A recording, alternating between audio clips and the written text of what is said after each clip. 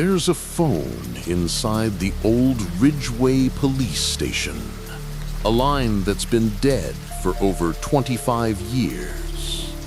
The building was shut down after a night shift went wrong. Officers vanished, reports erased, and the last radio transmission ended with one word: help. But last week, someone heard that phone ring again. They say it only rings at midnight, and if you answer, you don't just hear a voice, you join it. Beat. Static grows louder, then cuts to silence. Title reveal: The Silent Caller. Real horror from an abandoned police station. Low heartbeat and whisper effect fade in. Turn off the lights. Put on your headphones. This is one call you should never answer.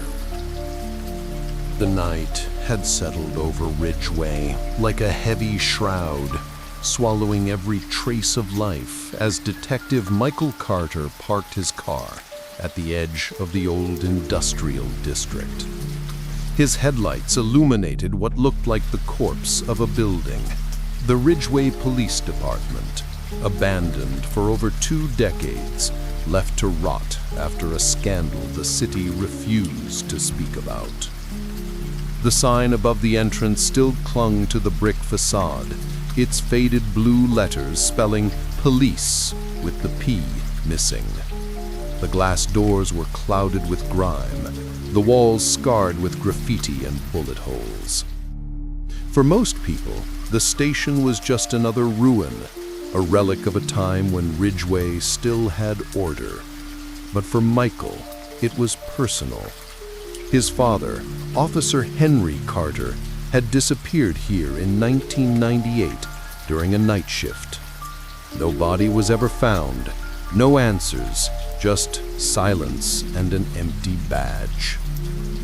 Growing up, the sound of that unanswered phone call from the department haunted him. The night his mother answered and heard only static before the line went dead. Tonight, he had returned not as a detective, but as a son, searching for ghosts. The air was cold for early autumn, the kind of chill that sinks into the bones and carries the smell of metal and rain. The streetlights buzzed weakly, illuminating the cracked pavement and the weeds that had clawed their way through it. Every rational part of him told him to leave, that the past should stay buried, but another part whispered that something was still inside, waiting to be found. He stepped out of the car, flashlight in one hand, sidearm holstered on his hip. The silence was total. Not even the sound of crickets, just a faint hum of electricity leaking from the old power line that somehow still fed the station. He aimed his light at the entrance, catching the faint glint of something metallic, a rusted lock on the door. He exhaled slowly. His pulse was heavy in his ears. He didn't know why, but as he stood there staring at the station, it felt as though the building itself was breathing, slow, steady, patient. It was waiting for him. And deep inside the decaying walls, beneath years of dust and silence, a single phone line began to ring. The rusted chains that sealed the entrance had long ago fused together. But as Michael reached for the door, something strange happened. The metal links slipped free and clattered to the ground, as if they'd been waiting for him to touch them. A chill rippled through his body. He told himself it was gravity, corrosion, anything rational. But deep down, he knew it wasn't. The air that spilled from the open crack was stale and heavy, thick with the scent of mold, wet concrete, and the faint metallic tang of rust. or maybe blood. He stepped inside, his flashlight beam cut through decades of dust and darkness, landing on the remnants of a place that once pulsed with life and authority. Desks stood overturned, their drawers half open, papers scattered like autumn leaves across the cracked tile floor. The air was dense, unmoving, and filled with the faint echo of something mechanical, a buzzing fluorescent light somewhere in the distance, still alive after all these years. He walked slowly down the main corridor. The sound of his boots against the floor echoed too loudly in the emptiness, bouncing back at him like footsteps that weren't his own. The deeper he went, the more the silence seemed to press against his ears. His light passed over faded photographs still tacked to the bulletin board. Officers smiling at retirement parties. Group photos from long-forgotten cases, all coated in a film of gray dust. Time had erased their names, but not their eyes. Every pair seemed to watch him. He turned into what had once been the reception area. The front desk was cracked and covered in dust, but the old switchboard still sat there, wires dangling like veins. For a moment, he could almost imagine the place alive again. Phones ringing, typewriters clacking, voices shouting orders.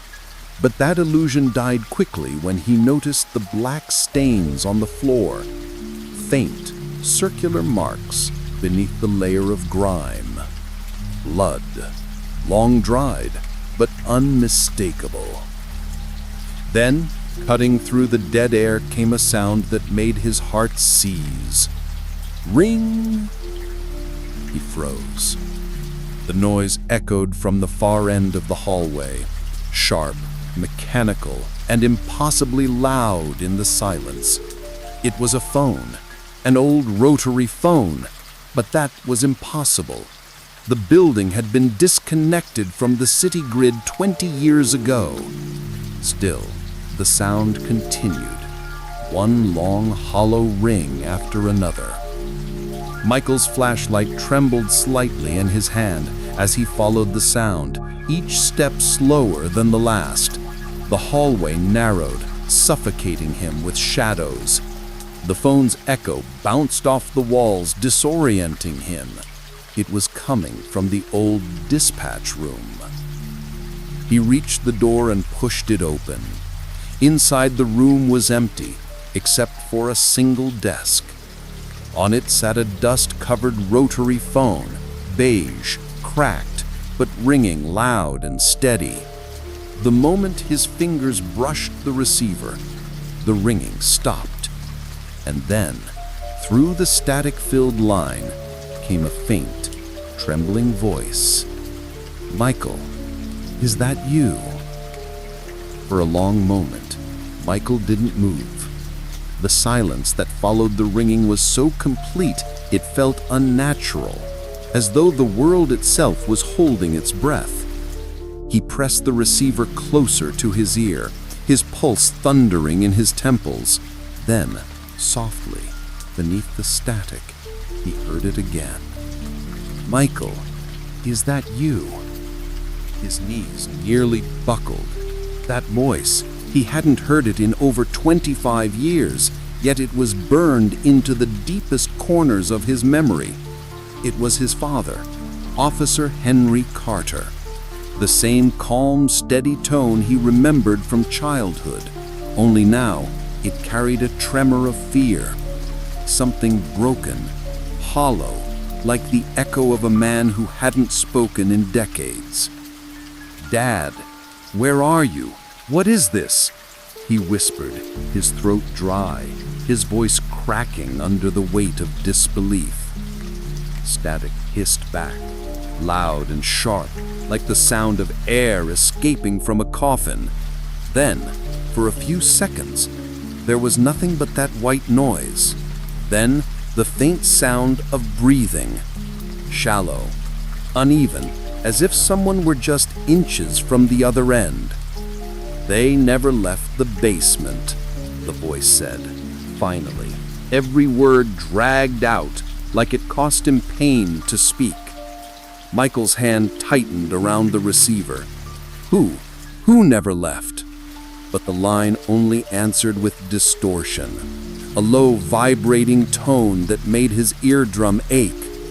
Then came another sound beneath it, so faint it almost blended with the static.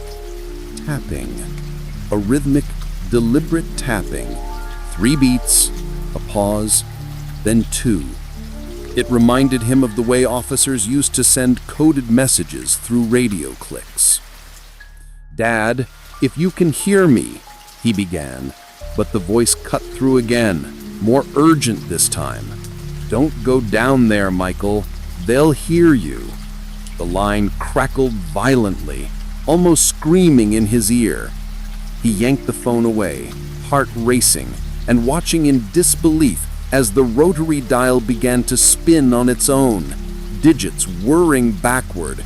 The phone cord twisted and jerked like something alive, its coils tightening. Then, suddenly, silence. The phone went dead. Michael stood in the dark dispatch room, his breath clouding in the frigid air. His flashlight flickered once, twice, and in that brief flash of light, he saw something etched on the wall beside the desk, scratches deep and frantic, forming words scrawled by fingernails long ago. "Help us, we're still here." The light died again, plunging him into darkness. From somewhere far below, through the cracks in the floor, he thought he heard it. The faint, distant ringing of another phone, this one coming from the basement. The faint ringing echoed from below the floorboards, muffled, distant, yet so sharp it cut straight through the silence. Michael froze, every instinct screaming at him to leave, but something deeper, something heavier, pulled him toward it. The air inside the station grew colder the closer he got to the old stairwell at the back of the hall.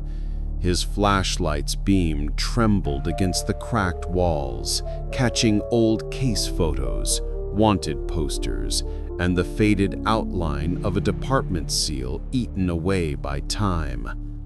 At the end of the corridor stood a metal door marked Basement Access, Authorized Personnel Only. The yellow police tape stretched across it was brittle, nearly disintegrated, but still clung to the rusted handle like a warning. Michael hesitated.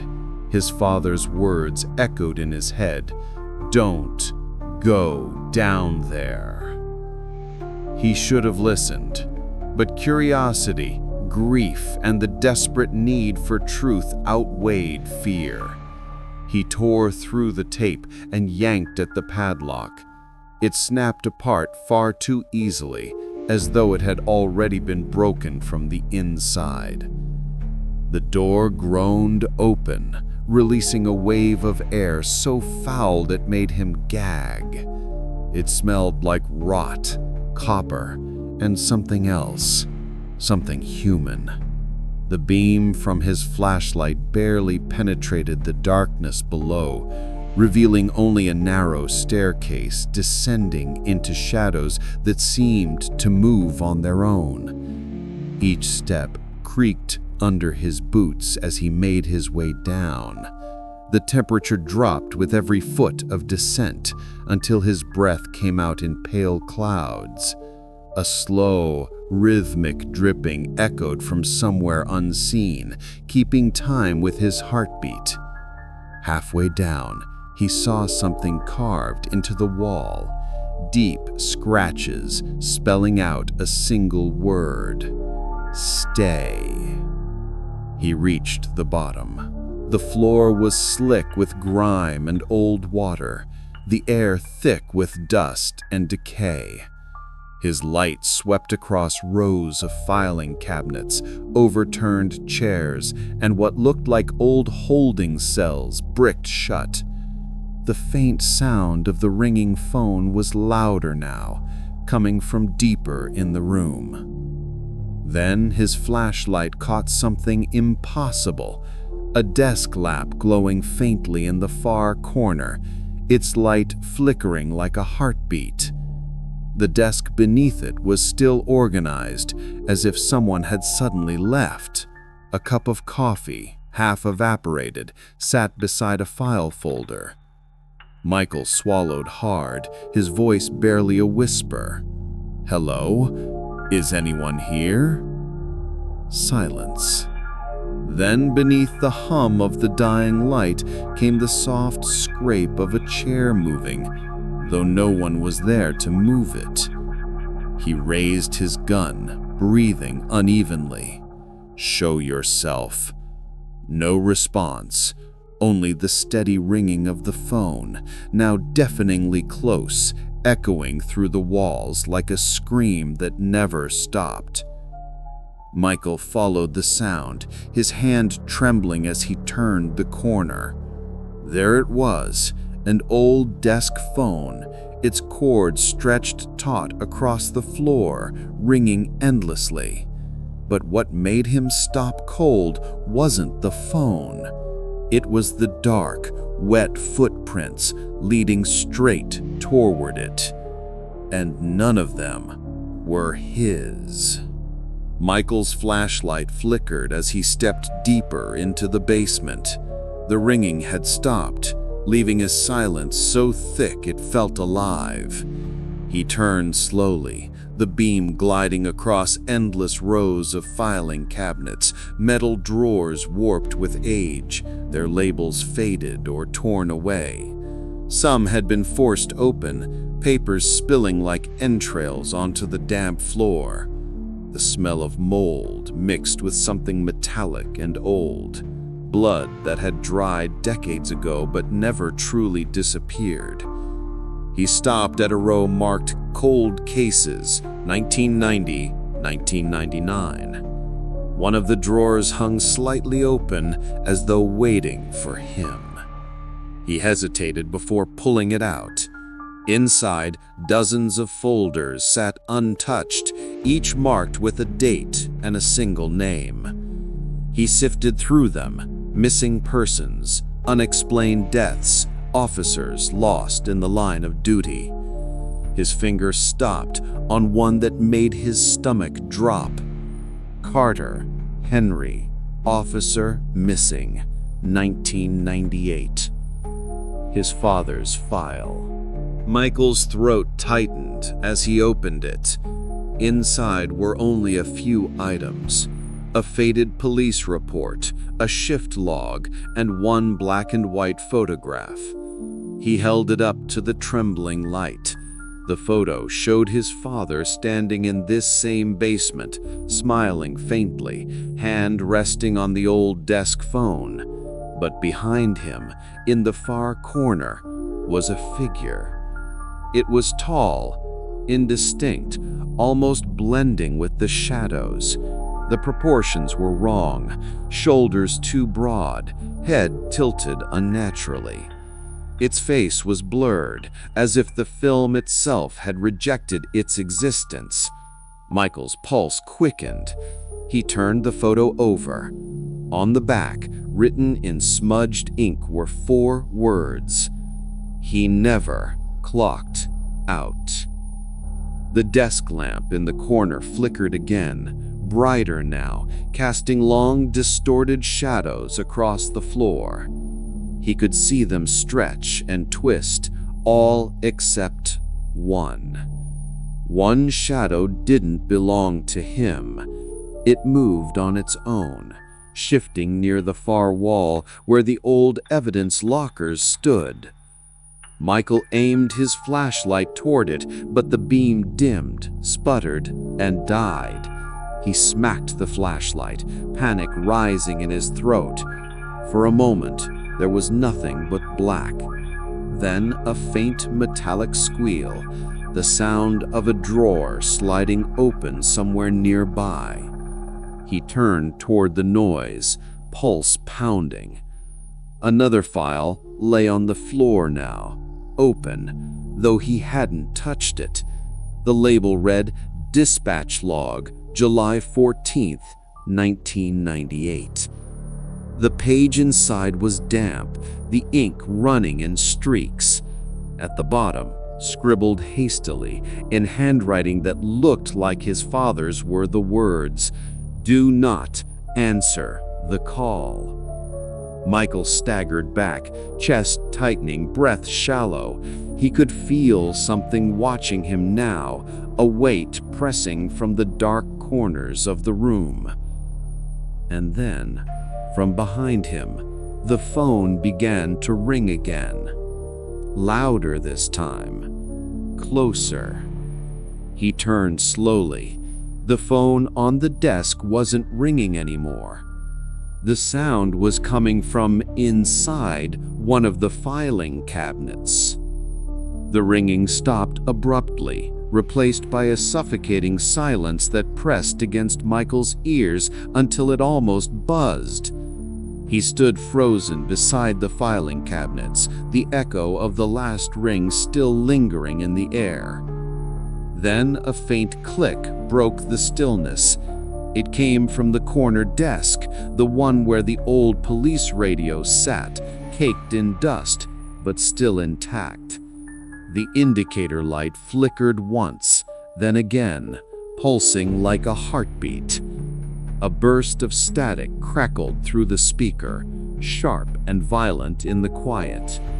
The sudden sound made Michael flinch, his flashlight beam jerking wildly across the room. He stared at the radio in disbelief.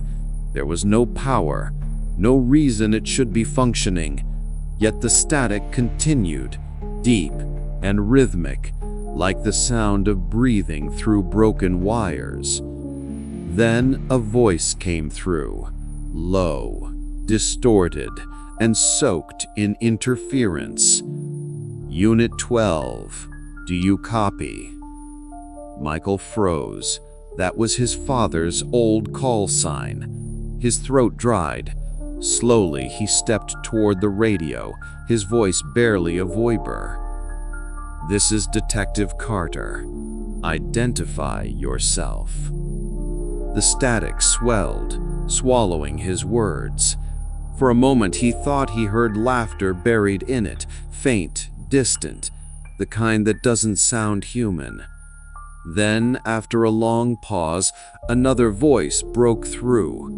This one was softer, layered, like multiple people speaking in unison. "Turn around." Michael followed the sound of metal scraping against concrete until he reached a narrow hallway branching off the basement. The walls here were darker, streaked with water damage and old soot. A rusted sign hung crooked on the wall. "Locker room, staff only."